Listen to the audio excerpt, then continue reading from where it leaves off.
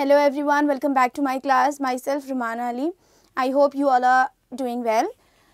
In the last class we have discussed about the pyramid of number and pyramid of biomass. Now we are going to see how the energy flow is going to take place in the various living system, that is about the pyramid of energy. We know that food is the main source of energy for the growth and the development of all the living organisms.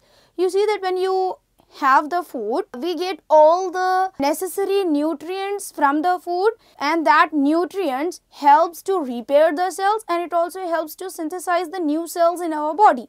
And the mass of our body and weight of our body also increases by the food. So we need food. Every living organism need food because it is a chemical energy. Food is nothing but the combination of various biochemical substances that are present, and that biochemical substances helps the organism to provide chemical energy in its body, and this chemical energy is converted into usable form that is used to carry out certain life processes in all the living organisms. So there are many different kinds of mechanisms takes place in the body of all the living organism to convert this chemical energy into the potential form, that is into the usable form of energy. And we know that we get energy from the food, and we get food from the plants and from other different animals.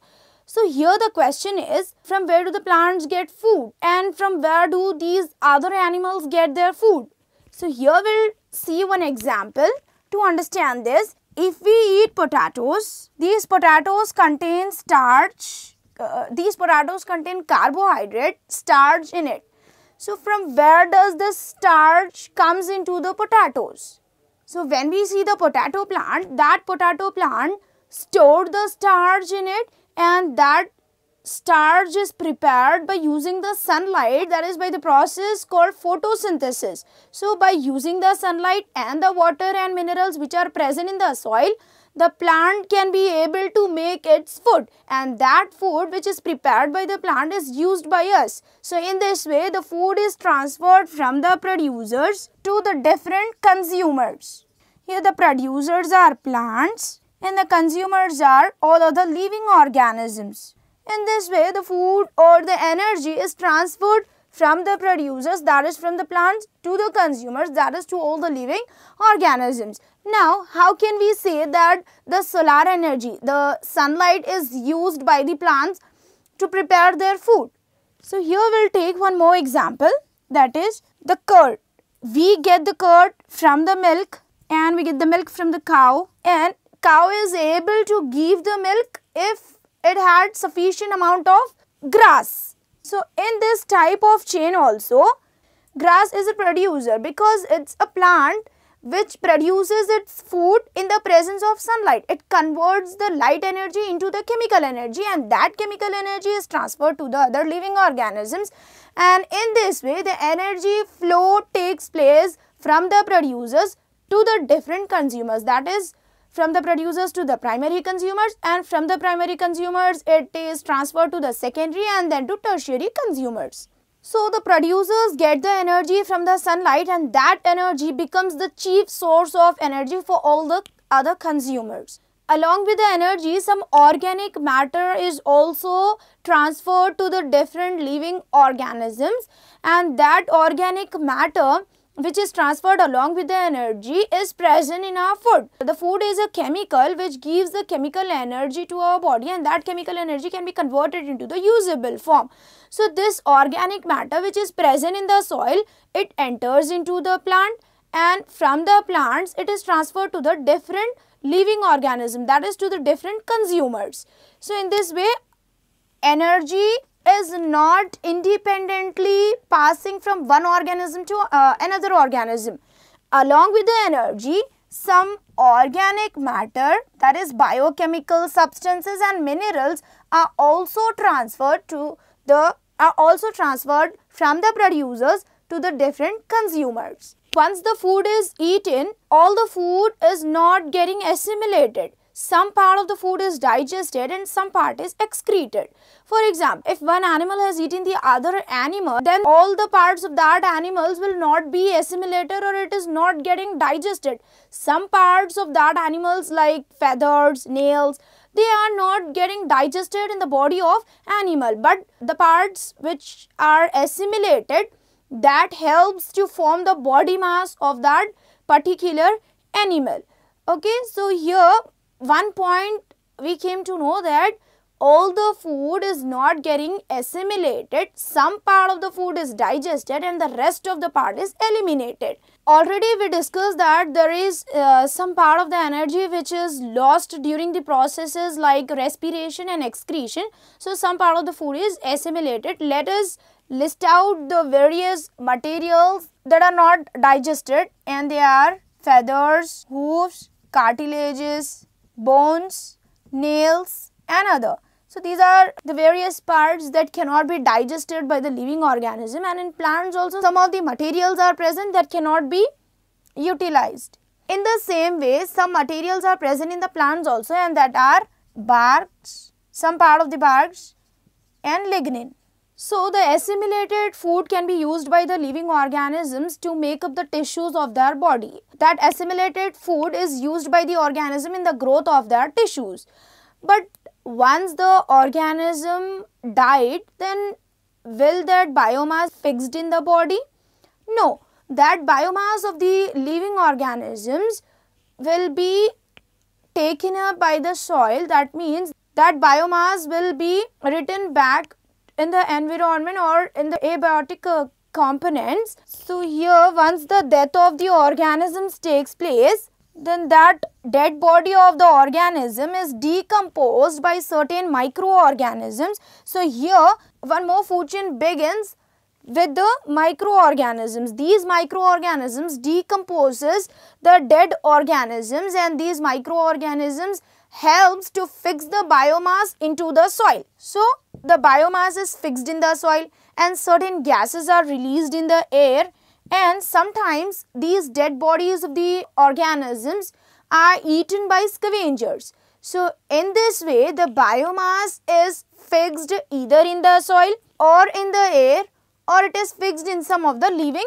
organisms also. So here we can see that the plants are the producers which fixes the biomass of certain living organisms, and after the death of this living organisms, the biomass will be fixed or it is found in the soil, that is in the environment. So again from the environment it is taken back by the plants. So here we can see that the biomass is transferred to the living organisms, and after the death of this living organisms, this biomass is transferred or it is reached in an environment, and from the environment it again taken back by the living organisms. So in this way the cyclic process takes place, and this cyclic process is called as biogeochemical cycles, or we can say it as biogeocycles. So these biogeocycles shows how this biomass is transferred to the living organisms, and then from the living organism it reaches to the environment, and then from the environment again it comes back, so it is transferred to the living organism. So this is a natural cyclic process that takes place naturally. So at each level the producers are responsible to convert the solar energy into the chemical energy,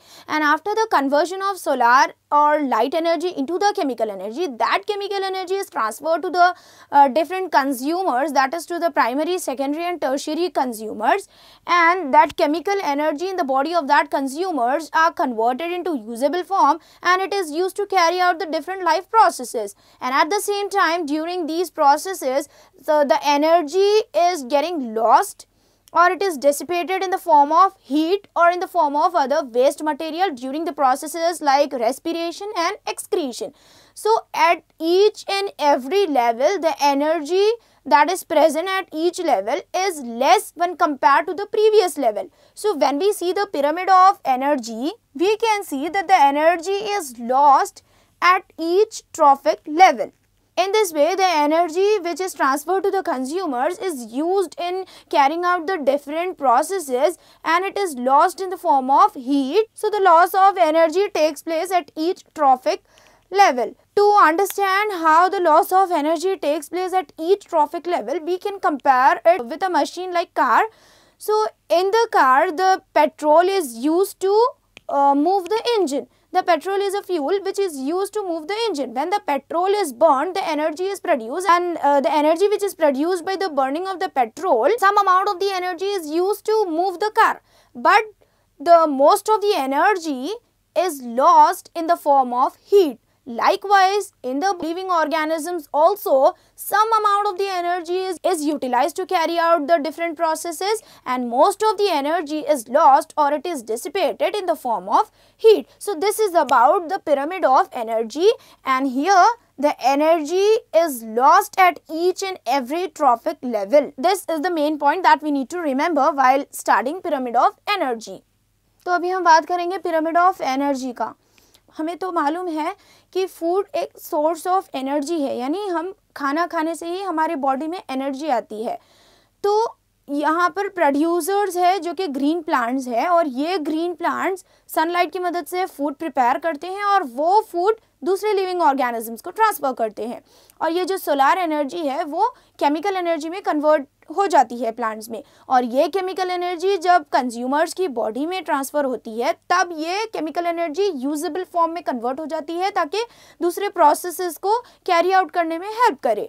तो यहाँ पर producers है जो energy को transfer करते हैं consumers में. जब हम पिरामिड ऑफ एनर्जी को देखेंगे, कोई भी फूड चेन का पिरामिड ऑफ एनर्जी को देखेंगे, तो हमें पता लगेगा कि हर एक ट्रॉफिक लेवल पर एनर्जी लॉस्ट हो जाती है, और बहुत ज़्यादा एनर्जी लॉस्ट होती है हीट के फॉर्म में और वेस्ट मटेरियल के फॉर्म में. थोड़ा सा ही अमाउंट एनर्जी का यूज़ होता है प्रोसेसेस को कैरी आउट करने में. तो यहाँ पर हर एक ट्रॉफिक लेवल पर एनर्जी लॉस्ट होती है, और जब हम देखेंगे कि सेकेंडरी कंज्यूमर्स में जो एनर्जी ट्रांसफ़र की जा रही है वो लेस रहेगी compare to primary consumer.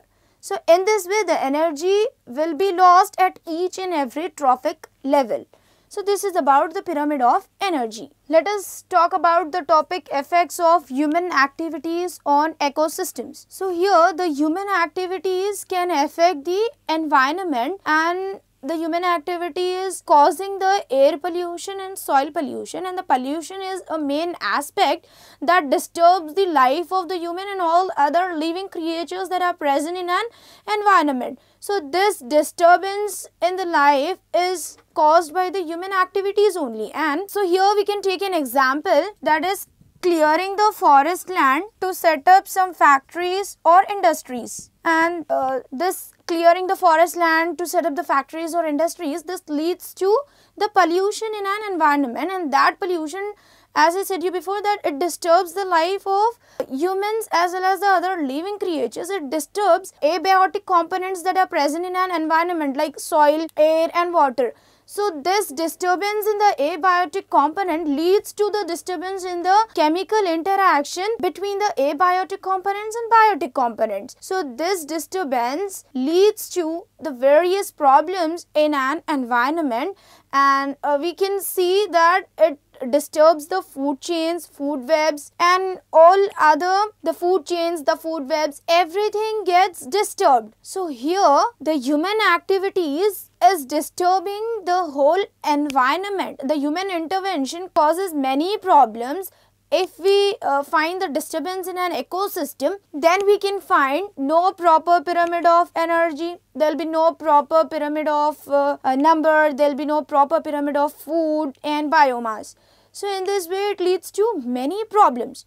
So how can we say that the human activities are affecting the environment? To see how the human interventions are affecting the environment, let us take one example, that is Kolleru Lake. Kolleru Lake is the biggest lake that is present in Andhra Pradesh. It is found in the Godavari and Krishna districts of Andhra Pradesh. And Kolleru Lake was the habitat of many birds that migrates from various other countries. And this lake is very beautiful, and it also shows the suitable climatic conditions for the birds, and even the sufficient amount of the water is also present in this Koleru lake for the birds. It's a beautiful lake with a very good climatic conditions, and it is richly supplied with the water, and it is connected to the Bay of Bengal through a canal called Uputeru. In 1999, the government of India has announced the Koleru lake as bird sanctuary because 20 lakh birds are visited to this lake, and they breed. They visited this lake for breeding, that is to lay the eggs and to give birth to young ones. So in this way it is called as bird sanctuary. It has announced, the government of India has announced the Koleru lake as bird sanctuary, and it is also said that 20 million birds are migrated here. And it is also said that the Koleru lake is a natural habitat for 20 millions of birds, and here we can find 193 species of birds. So in this way, the Koleru lake is a natural habitat for various kinds of birds. But the worst thing is that from the past 2 decades, the human activities like the agricultural activities, industrial activities and residential activities. Due to these activities, the water of the Koleru lake is polluted. These activities made this Koleru lake a polluted water body, and the area that is covered with the water also reduces, and the agricultural effluents that are released in the water, due to the release of these agricultural effluents, we can see the growth of planktons and weeds in the lake. Weeds are the unwanted plants. So as the weeds or the unwanted plants are started growing in the lake, the weeds and the planktons are absorbing the oxygen that is present in the water, and due to this, the lack of oxygen we can see, and due to the insufficient amount of the oxygen present in the water, the death of the fishes takes place. So in this way, the agricultural effluents that are released by the agricultural activities, that is polluting the water, and it enhances the growth of the bacteria and also the planktons and weeds that consumes the oxygen present in the water, and due to this, the death of the fishes takes place. So in this way, the human activities disturbs the ecosystem. It disturbs the environment. How can we say that this water is of good quality and that one is of bad quality? So in the water, if we find the dissolved oxygen, which can be written as DO. So if the dissolved oxygen is present in sufficient amount, or it is present in the higher amount, then that water can be called as pure or the good quality water. But if the water shows the high or more amount of the biological oxygen demand, then that is of bad quality. So here in the water, dissolved oxygen, if it is present in the high amount, then that is of good quality, and if the water shows the high biological oxygen demand, then that is of bad quality. That shows the insufficiency of oxygen in the water. So in this way we can say about the quality of the water. So the polluted water shows the presence of microorganisms in it, and that microorganisms can cause the diseases like typhoid, diarrhea and other waterborne diseases in the humans, and they also affect the fishes. The life of the fishes is also affected by the polluted water. So in this way, the ecosystem is getting disturbed by the human activities, and the Ministry of Environment and Forestry and also the Government of India, they have taken the project Koleru to protect and to bring back the naturality or the originality of the environment of the Koleru lake. So this is about the Koleru lake, how it has been polluted by the human activities. तो अभी हम बात करेंगे effects of human activities on ecosystem, यानी environment पे human activities का किस तरीके से असर पड़ता है. ठीक है, तो इसको पढ़ने के लिए हम एक एग्जाम्पल लेंगे जो है कोलेरू लेक. कोलेरू लेक एक ऐसा लेक है जहाँ पर कई तरह के बर्ड्स माइग्रेट होकर, यानी कई तरह के बर्ड्स दूसरी कंट्रीज से भी यहाँ पर आते हैं ब्रीडिंग करने के लिए, और यहाँ पर कई तरह के बर्ड्स हमें देखने को मिलेंगे, यानी 193 स्पीशीज़ के बर्ड्स यहाँ पर प्रेजेंट होते थे। कोलेरू लेक का जो भी वाटर है वो पल्यूटेड हो गया है ह्यूमन की एक्टिविटीज से, यानी उस लेक के करीब में जब इंडस्ट्रियल एक्टिविटीज, एग्रीकल्चरल एक्टिविटीज और रेसिडेंशियल एक्टिविटीज स्टार्ट होने लगे, तब क्या हो गया, वो वाला वेस्ट ये वाटर से मिलकर वाटर को पल्यूट करने लगा। और जैसा ही वाटर पल्यूट होने लगा है तो वहां पर वीड्स यानी अनवांटेड प्लांट्स ग्रो होने लगे और कई तरह के माइक्रो ऑर्गेनिजम्स भी ग्रो होने लगे प्लांट में, और ऑक्सीजन जो भी प्रेजेंट है प्लांट का वो कंज्यूम करने लगे। अब ये वाले माइक्रो ऑर्गेनिज्म ऑक्सीजन को जब कंज्यूम कर लेंगे, यूज कर लेंगे, जो कि वाटर में प्रेजेंट है, तब फिशेस को ऑक्सीजन अवेलेबल नहीं रहेगा, जिसकी वजह से फिशेस इफेक्ट होंगे। ठीक है, तो इस तरीके से ह्यूमन की जो एक्टिविटीज है वो एनवायरनमेंट को डिस्टर्ब कर रहे हैं, इकोसिस्टम को डिस्टर्ब कर रहे हैं। और जो भी पल्यूटेड वाटर में माइक्रो ऑर्गेनिजम्स प्रेजेंट होते हैं, अगर वो वाटर हम ह्यूमंस कंज्यूम करेंगे तब हमारे बॉडी में कई तरह के डिजीजेस होंगे, जैसे कि है टाइफॉइड, डायरिया और भी बहुत सारे वाटरबॉर्न डिजीजेस हमें देखने को मिलेंगे। तो इसके लिए वाटर का पल्यूशन ह्यूमंस को भी इफेक्ट करता है और फिशेस को भी, एक्वाटिक लाइफ को भी इफेक्ट करता है। और हम वाटर की क्वालिटी को पता लगाने के लिए हम डिसॉल्व्ड ऑक्सीजन और बायोलॉजिकल ऑक्सीजन डिमांड को मेजर करके हम वाटर की क्वालिटी को पता लगा सकते हैं। अगर वाटर में डिसॉल्व्ड ऑक्सीजन प्रेजेंट रहेगा तब वो वाटर गुड क्वालिटी का होगा, और अगर वाटर का बायोलॉजिकल ऑक्सीजन डिमांड हाई रहेगा तब वो वाटर बैड क्वालिटी का रहेगा। सो in this way, the human activities like agricultural activities, industrial activities, all these activities are polluting the environment, and hence it disturbs all the ecosystems, or we can say disturbs the environment. That's all for today. We'll continue in our next class. Thank you.